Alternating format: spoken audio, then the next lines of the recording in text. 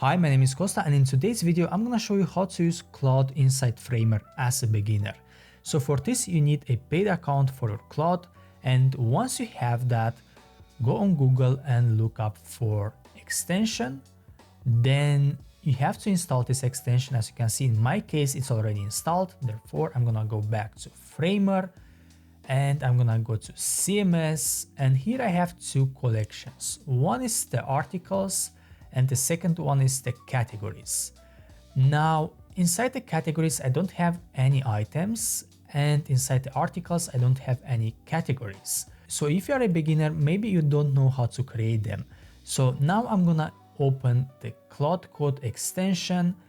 I would like to create one category for my articles called design.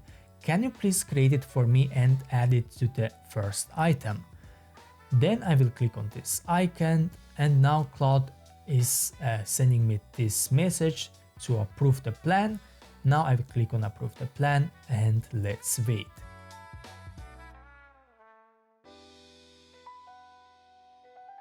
And that's it, guys. As you can see, it was able to create the category inside the category field, and then it was also able to add this category inside the article.